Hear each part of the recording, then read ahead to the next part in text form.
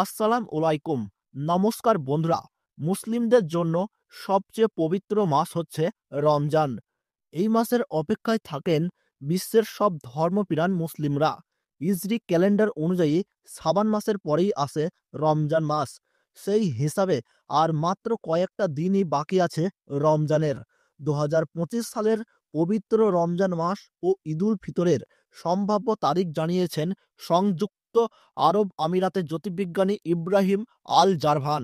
মুসলিমদের জন্য রমজান অত্যন্ত গুরুত্বপূর্ণ একটি মাস, যা সিয়াম সাধনা, ইবাদত ও আত্মশুদ্ধির মাধ্যমে পালন করা হয়। তো বন্ধুরা, আমরা এখন দেখে নেব কবে ভারতবর্ষ, বাংলাদেশ ও দুবাইতে রমজান মাসের চাঁদ দেখা যাবে। রোজা কবে থেকে শুরু হবে ভারতবর্ষ, বাংলাদেশ এবং দুবাইতে। এছাড়াও খুশির ঈদ ঠিক কবে পালিত হতে চলেছে। এই সমস্ত বিষয়ে বিস্তারিত তথ্য জানতে হলে অবশ্যই আমাদের এই ভিডিওটিকে শেষ পর্যন্ত মনোযোগ সহকারে দেখতে থাকুন এবং কমেন্ট বক্সে ঈদ মোবারক লিখে জানাতে ভুলবেন না। আর ভিডিওটি আপনারা কোন জেলা থেকে এই মুহূর্তে দেখছেন, আপনার জেলার নামটি অবশ্যই কমেন্ট বক্সে লিখে জানাবেন। আর ভিডিওটি ভালো লেগে থাকলে অবশ্যই ইউটিউব চ্যানেলটি সাবস্ক্রাইব করে পাশে থাকা বেল আইকনটিকে অল করে রাখবেন। তাহলে চলুন বন্ধুরা, এক নজরে দেখে নেওয়া যাক। চন্দ্রবর্ষ পঞ্জিকা অনুযায়ী আরবে বছর গণনা করা হয়। কবে কোন মাসে শুরু হবে তা চাঁদ দেখার উপর নির্ভর করে। আর এই কারণে প্রতি বছর রমজানের সময়ও পরিবর্তন হয়। রমজানের চাঁদ দেখে যাওয়ার পর ওই দিন রাতেই তারাবির নামাজ পড়েন মুসল্লিরা। এরপর সূর্যোদয়ের আগে সেহরি করেন এবং সূর্যাস্তের পর ইফতারের মাধ্যমে রোজা পূর্ণ করেন।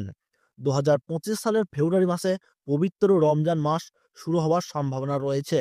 2025 সালের 28 ফেব্রুয়ারি সন্ধ্যা রমজানের চাঁদ দেখা যেতে পারে বলে জানিয়েছে মধ্যপ্রাচ্যের বিভিন্ন সংবাদ সংস্থাগুলি। সেই হিসাবে 1 মার্চ প্রথম রোজা।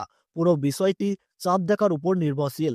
সেই হিসাবে 2025 সালের রোজার ঈদ পালন করা হবে 30 মার্চ।